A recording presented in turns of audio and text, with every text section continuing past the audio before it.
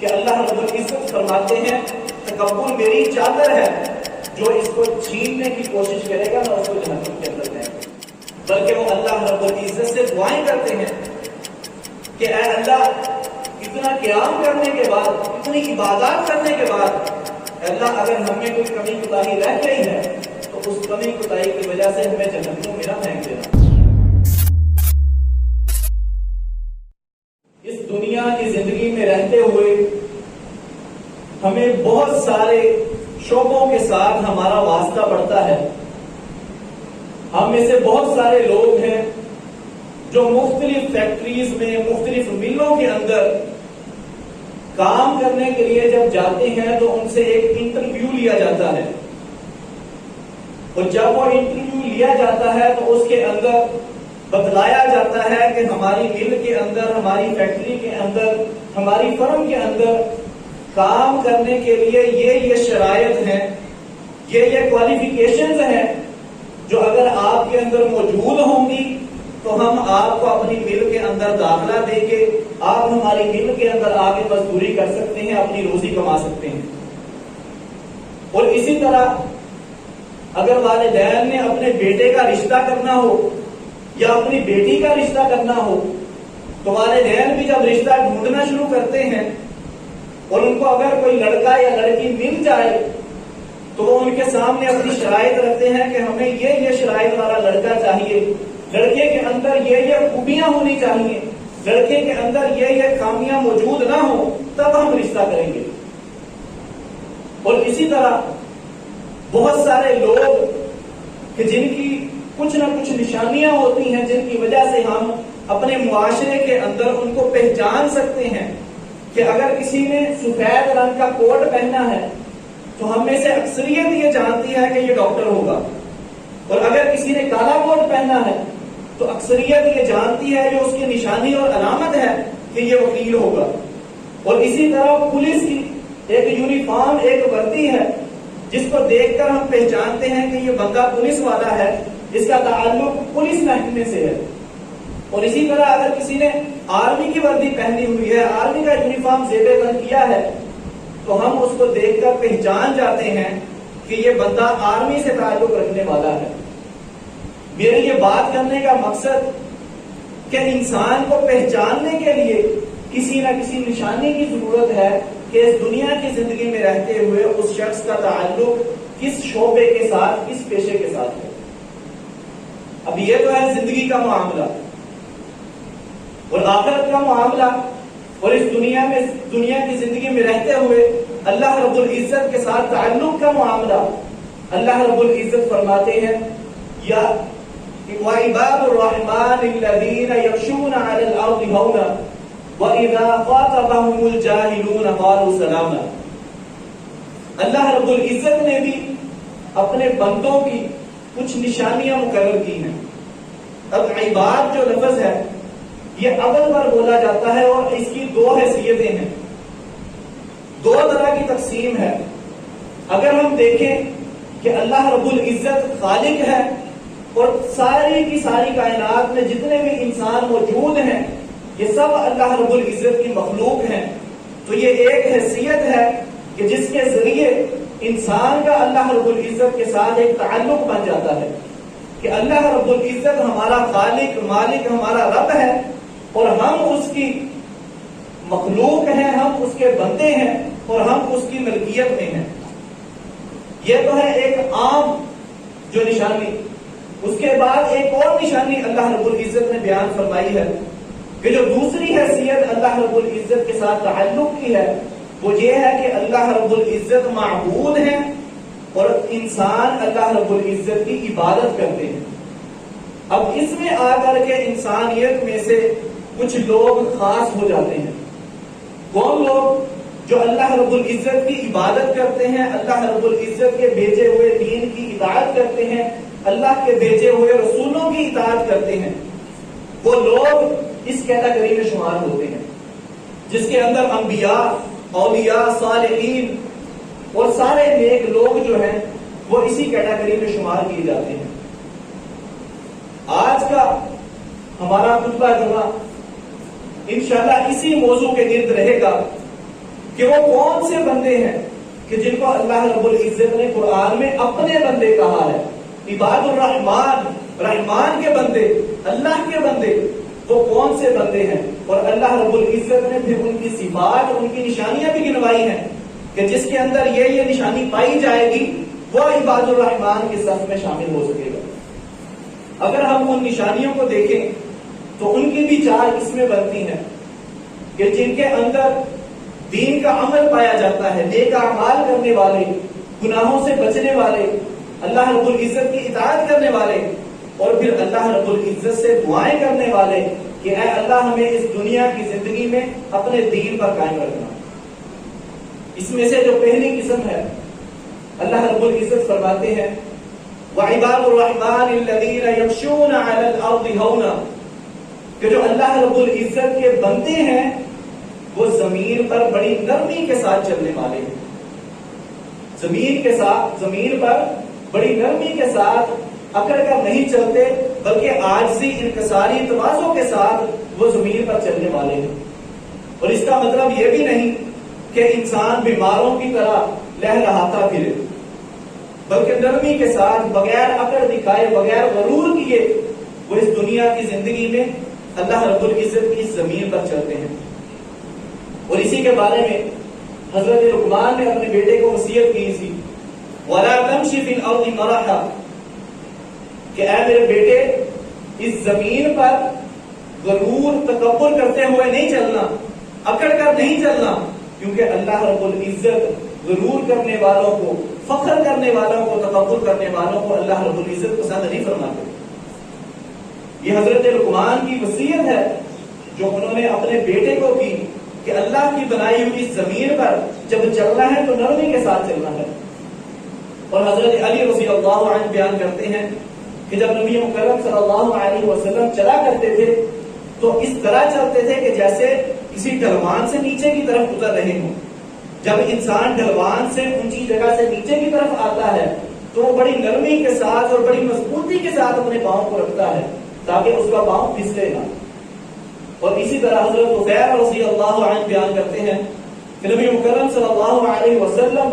سفید رنگ کے اور بہت ہی خوبصورت تھے، اور جب وہ چلتے تو اس طرح محسوس ہوتا ہے جیسے وہ ڈھلوان سے نیچے کی طرف اتر رہے ہیں. یہ چال کا ذکر اللہ رب العزت نے قرآن مجید میں کیوں کیا؟ اس کو عباد الرحمان کی صفت کیوں قرار دیا؟ کیونکہ انسان کی چال سے ہی اس کے چلن کا پتہ چلتا ہے. جب انسان چلتا ہے تو دیکھنے والے کو پتہ چل جاتا ہے کہ یہ کیسا شخص ہے. اگر اس کی چال عاجزی، انکساری والی، تواضع والی ہوگی تو دیکھنے والے کو پتہ چل جائے گا کہ یہ عباد الرحمان کی صفت میں سے ایک صفت اس کے اندر موجود ہے. یہ اللہ رب العزت سے ڈرنے والا بندہ ہے. لیکن جس کی چال میں اکڑ، غرور، تکبر ہوگا اس کے چلن اور چال میں کوئی فرق نہیں ہوگا. اسی لیے اللہ رب العزت نے اس چال کا ذکر کیا ہے کہ چال جب انسان چلتا ہے تو اس کے چلن کا، اس کے اخلاق کا، اس کے کردار کا پتہ چل جاتا ہے. اور تکبر کے بارے میں نبی مکرم صلی اللہ علیہ وسلم نے فرمایا کہ اللہ رب العزت فرماتے ہیں تکبر میری چادر ہے، جو اس کو چھیننے کی کوشش کرے گا میں اس کو جہنم کے اندر پھینک دوں گا. آئیے آج ذرا ہم بھی دیکھیں کہ بازار میں چلتے ہوئے ہماری چال کیسی ہے. کیا ہم اکڑ کے اور سینہ تان کر کے گردن کو ایسے جیسے اس کے اندر سریا ہے، کہیں ہماری چال ایسی تو نہیں؟ کیا ہمارے اندر تکبر تو نہیں آ گیا؟ نبی مکرم صلی اللہ علیہ وسلم نے فرمایا کہ جس شخص کے دل میں ذرہ برابر بھی تکبر ہوگا اللہ رب العزت اسے جنت میں داخل نہیں ہونے دیں. یہ جس کو ہم معمولی سا عمل سمجھتے ہیں، ایک معمولی سا عمل کہ تکبر کا عمل، اس کو اختیار کر لیا، اکڑ کر کے چلنا، اکڑ دکھانا، حق بات اگر سامنے آ جائے تو اس کو انکار کر دینا، اس کو تسلیم نہ کرنا. اس بات کی سزا اللہ رب العزت نے جو مقرر کی ہے کہ جو شخص تکبر کرے گا میں اس کو جہنم میں پھینک دوں گا. اور اس کے بعد وَإِذَا خَاطَبَهُمُ الْجَاهِلُونَ قَالُوا سَلَامًا، عباد الرحمان کی جو دوسری صفت کہ وہ جب ان کی کسی جاہل شخص سے بحث و تکرار ہو جاتی ہے تو وہ ترکی بہ ترکی جواب نہیں دیتے بلکہ سلام کہہ کر کے چلے جاتے ہیں. اور اس کا مطلب یہ نہیں ہے کہ وہ جواب نہ دیں اور پھر ترک کلام کرتے ہوئے ترک تعلق بھی کر دیں، بلکہ صرف ترک کلام کرتے ہیں کہ اس شخص کو علم نہیں ہے، میں اس سے بحث کروں گا تو میں اپنے اعمال کو بھی ضائع کر سکتا ہوں، اس لیے صرف وہ سلام کر کے بد کلامی کیے بغیر وہ لوگ جاہلوں سے گفتگو کیے بغیر گزر جاتے ہیں اور سلام کہہ کر کے چلے جاتے ہیں. اور اسی طرح ایک اور نشانی جو اللہ رب العزت نے قرآن مجید میں بیان فرمائی ہے، وَإِذَا سَمِعُوا اللَّغْوَ أَعْرَضُوا عَنْهُ، کہ جب وہ لوگ کسی فضول بات کو سنتے ہیں تو اس سے اعراض کر لیتے ہیں. اور حضرت ابو امامہ رضی اللہ عنہ بیان کرتے ہیں کہ نبی مکرم صلی اللہ علیہ وسلم نے فرمایا کہ میں اس شخص کو جنت کے اطراف میں ایک گھر کی ضمانت دیتا ہوں جو حق پر ہونے کے باوجود جھگڑے کو چھوڑ دے. اسے پتا ہے کہ جو بات میں کر رہا ہوں میں حق پر ہوں، لیکن پھر بھی اگر وہ فساد برپا کیے بغیر کہ اگر میں یہاں بات کروں گا تو ایک فساد، ایک فتنہ پیدا ہو جائے گا، وہ اس پر چپ کر جاتا ہے، خاموش ہو جاتا ہے، پیچھے ہٹ جاتا ہے. تو نبی مکرم صلی اللہ علیہ وسلم نے فرمایا کہ میں اس کو جنت کے اطراف میں ایک گھر کی ضمانت دیتا ہوں. آئیے ذرا اگر میں آپ میں سے کسی شخص سے کہوں کہ میں آپ کو دنیا کے کسی امیر ملک میں ایک بڑا بنگلہ دیتا ہوں جس کے اندر گرم پانی، ٹھنڈا پانی، دنیا کی ہر سہولت موجود ہوگی، جو سہولت انسان اپنے ذہن میں تصور کر سکتا ہے وہ سہولت اس کے اندر موجود ہوگی، لیکن کام کیا کرنا ہے کہ اگر کسی کے ساتھ جھگڑا ہو جائے تو حق پر ہونے کے باوجود بھی صرف اس جھگڑے کو ختم کر دینا ہے. آپ میں سے کون ہے جو اس آفر کو ٹھکرانا چاہے؟ ہر انسان یہ چاہتا ہے کہ اس کے پاس اس دنیا کی زندگی میں رہتے ہوئے سارا عیش و آرام موجود ہو، ساری آسائشیں، ساری سہولتیں اس شخص کے پاس موجود ہوں. تو اس کے لیے یہ عمل اختیار کرنا ہے کہ اگر حق پر ہونے کے باوجود بھی آپ کا کسی کے ساتھ جھگڑا، کسی کے ساتھ بحث و تکرار ہو جائے تو آپ نے پیچھے ہٹ جانا ہے. نبی مکرم صلی اللہ علیہ وسلم کی ضمانت آپ اس کے مستحق ٹھہریں گے. اور پھر نبی مکرم صلی اللہ علیہ وسلم نے فرمایا کہ میں اس شخص کو جنت میں سب سے بلند مقام پر گھر کی ضمانت دیتا ہوں جو شخص اپنے اخلاق کو اچھا بنا لے. آج ہم میں سے اکثریت کا اخلاق بہت ہی زیادہ خراب ہو چکا ہے، اور جن کا اچھا ہے ان کا اچھا بھی صرف لوگوں کی حد تک ہے. لوگوں کے ساتھ ملتے ہیں تو بڑے پیار سے، محبت سے سلام دعا، حال چال سب کچھ کرتے ہیں، بڑی ستائش کے ساتھ، بڑے محبت کے ساتھ ملتے ہیں، لیکن جیسے ہی گھر کے اندر داخل ہوتے ہیں تو ایسے جیسے کوئی ظالم بادشاہ آ گیا. گھر کے بچے چھپنا شروع ہو جاتے ہیں کہ ابو گھر میں آ گئے، اب ہماری خیر نہیں.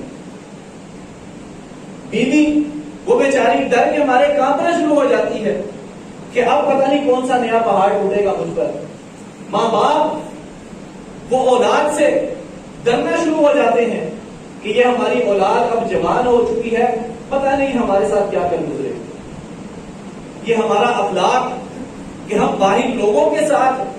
تو اچھے اخلاق کے ساتھ پیش آتے ہیں، بڑی محبت کے ساتھ پیش آتے ہیں، لیکن جو ہمارے اچھے اخلاق کے سب سے زیادہ حقدار ہیں ہم انہی کے ساتھ برے اخلاق سے پیش آتے ہیں. تو آئیے آج ہمیں اپنے اخلاق کو بھی اچھا کرنے کی ضرورت ہے، کیونکہ نبی مکرم صلی اللہ علیہ وسلم کی یہ ضمانت، اس ضمانت کے پیچھے ایک اس کا متضاد بھی ہے کہ اگر نبی مکرم صلی اللہ علیہ وسلم نے یہ فرمایا ہے کہ جو اچھا اخلاق اختیار کرے گا تو اسے جنت میں اعلیٰ مقام پر گھر ملے گا، لیکن اگر اس کے متضاد کوئی برا اخلاق اختیار کرتا ہے تو اس کی سزا بھی جہنم ہوگی. یہ نشانیاں جو اللہ رب العزت نے اپنے بندوں کی قرآن مجید میں بیان فرمائی ہیں تاکہ ہم ان نشانیوں کو اپنے اندر سمو سکیں، ہم ان نشانیوں کو اختیار کر کے، ان صفات کو اختیار کر کے ہم اللہ رب العزت کے بندوں کی صف میں شامل ہو سکیں۔ اور اس سے اگلی نشانی جو اللہ رب العزت نے بیان فرمائی ہے، والذین یبیتون لربہم سجدا وقیاما، کہ وہ لوگ اپنی راتوں کو اللہ رب العزت کے سامنے سجدہ ریز ہو کر کے اور قیام کر کے گزارتے ہیں۔ نبی مکرم صلی اللہ علیہ وسلم رات کو قیام کر رہے ہیں، ام المؤمنین حضرت عائشہ رضی اللہ عنہا وہ نبی مکرم صلی اللہ علیہ وسلم سے سوال کرتی ہیں کہ اللہ کے رسول صلی اللہ علیہ وسلم آپ اتنا لمبا قیام کیوں کرتے ہیں، جبکہ اللہ رب العزت نے تو آپ کو بخش دیا ہے، آپ کے تو گناہ ہی نہیں، آپ تو معصوم عن الخطا ہیں، آپ بھی اتنا لمبا قیام کرتے ہیں کہ آپ کے پاؤں مبارک پھٹ جاتے ہیں۔ تو نبی مکرم صلی اللہ علیہ وسلم نے فرمایا کہ کیا میں اپنے رب کا شکر ادا نہ کروں کہ جس رب نے میرے سارے گناہ معاف کیے ہیں، جس رب نے مجھے غلطیوں سے بچا کر کے رکھا ہے، کیا میں اپنے اس رب کا شکر گزار بندہ نہ بنوں؟ اور اسی طرح سورہ ذاریات میں اللہ رب العزت فرماتے ہیں وَكَانُوا قَلِيلًا مِنَ اللَّيْلِ مَا يَهْجَعُونَ، اور عباد الرحمن کون ہیں کہ جو راتوں کو بہت کم قیام کرتے ہیں، جو راتوں کو بہت کم اپنی نیند کو پورا کرتے ہیں، بہت کم سوتے ہیں، وہ اللہ رب العزت کے سامنے قیام کرتے ہیں، اللہ رب العزت کے سامنے رکوع و سجود کرتے ہیں، اپنے اللہ رب العزت کو راضی کرنے کی کوشش کرتے ہیں۔ اور پھر یہاں تک بس نہیں، اگر آج یہ اعمال ہمارے اندر آ جائیں تو اس کے ساتھ ہی ہمارے اندر ایک تکبر، ایک غرور آ جائے گا کہ میں تو بڑا نیک شخص ہوں، یہ گنہگار ہے، میں اس سے کیوں بات کروں، اس کے اندر تو بہت ساری خامیاں، خطائیں، کوتاہیاں ہیں، ہمارے اندر یہ غرور، یہ تکبر آ سکتا ہے۔ لیکن اللہ رب العزت نے جو اگلی نشانی عباد الرحمن کی بیان فرمائی ہے والذین یقولون ربنا اصرف عنا عذاب جہنم ان عذابها کان غراما، وہ صرف عبادت کر کے، ان صفات کو اپنے اندر سمو کر کے، اختیار کر کے وہ لوگ یہاں تک بس نہیں کر دیتے کہ ہم بڑے نیکوکار بن گئے ہیں، اب تو ہم جنت کے ٹھیکیدار بن گئے ہیں، اب ہمیں کچھ مانگنے کی ضرورت نہیں، بلکہ وہ اللہ رب العزت سے دعائیں کرتے ہیں کہ اے اللہ، اتنا قیام کرنے کے بعد، اتنی عبادات کرنے کے بعد، اے اللہ اگر ہم میں کوئی کمی کوتاہی رہ گئی ہے تو اس کمی کوتاہی کی وجہ سے ہمیں جہنم میں نہ پھینک دینا۔ وہ اللہ رب العزت سے مغفرت طلب کرتے ہیں، اپنے گناہوں پہ، اپنی کوتاہیوں پہ، اپنی خطاؤں پہ وہ اللہ رب العزت سے معافی مانگتے ہیں، شرمندہ اور شرمسار ہوتے ہیں۔ شرمسار ہونے کے ساتھ ساتھ وہ اللہ رب العزت سے گناہوں کی معافی بھی مانگتے ہیں۔ اور سورہ ذاریات کے اندر اللہ رب العزت فرماتے ہیں کہ وہ شخص، وہ لوگ، وہ راتوں کو جاگتے ہیں اور جب سحری کا وقت ہوتا ہے، جب صبح کا ٹائم ہوتا ہے تو وہ اللہ رب العزت سے استغفار کرنا شروع کر دیتے ہیں۔ اور نبی مکرم صلی اللہ علیہ وسلم کے بارے میں آتا ہے کہ آپ صلی اللہ علیہ وسلم ایک ایک محفل میں بیٹھے ہوئے 100 مرتبہ استغفار کیا کرتے تھے۔ یہ کون سی ہستی، اس کائنات میں سب سے عظیم ہستی، اللہ رب العزت کے بعد اگر سب سے بلند مقام حاصل ہے تو وہ نبی مکرم صلی اللہ علیہ وسلم کو حاصل ہے۔ اور ان کا معمول کیا ہے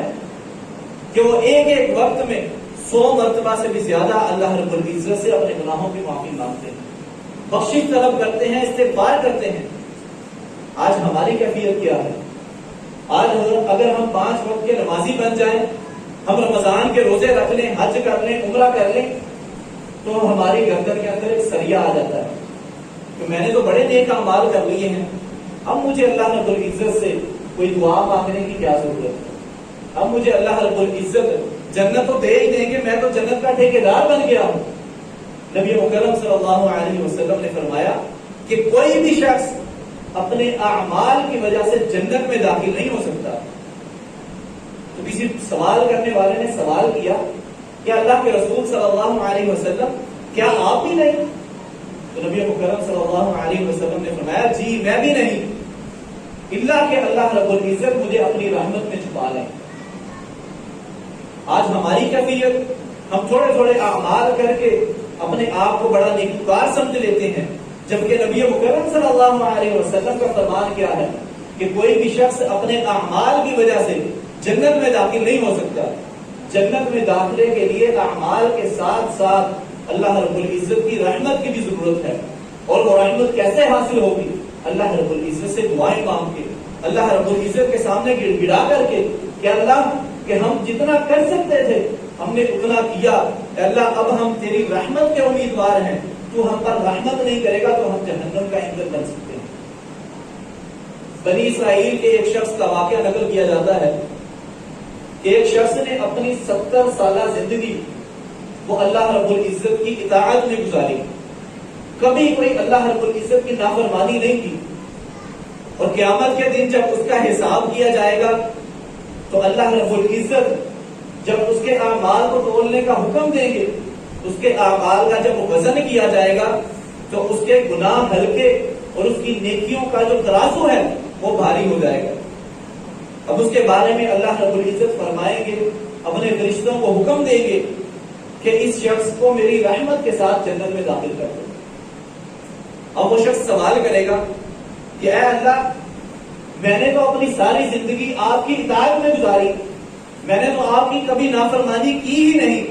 میری ساری زندگی اطاعت میں، نیکیوں میں، فرما برداری میں گزری ہے کہ میرے اعمال بھی اتنے زیادہ ہیں کہ میرے گناہوں کا پلڑا ہلکا رہ گیا، کیا اب بھی مجھے جنت میں جانے کے لیے اے اللہ تیری رحمت کی ضرورت ہے؟ اللہ رب العزت فرشتوں کو حکم دیں گے کہ میں نے اس شخص کو جو نعمتیں عطا کی تھی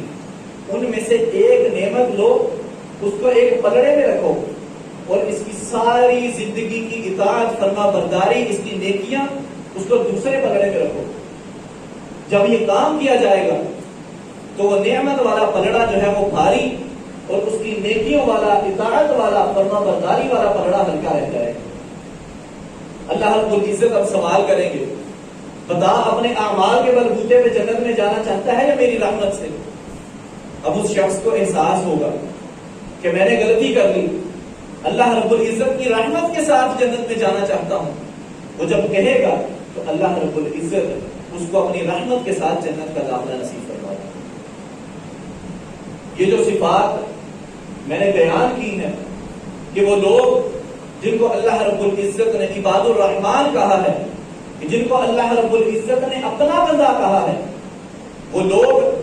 سب سے پہلی جو ان کے اندر صفت کہ وہ زمین پر نرمی کے ساتھ چلتے ہیں، تکبر، اکڑ، غرور اپنے اندر نہیں آنے دیتے، اور پھر اگر ان کی کسی جاہل کے ساتھ کوئی تو میں کوئی بحث و تکرار ہو جائے تو وہ لوگ اس کے ساتھ بحث و تکرار اور جھگڑا اور بد کلامی نہیں کرتے، بد اخلاقی نہیں کرتے، بلکہ وہ اس سے اعراض کرتے ہیں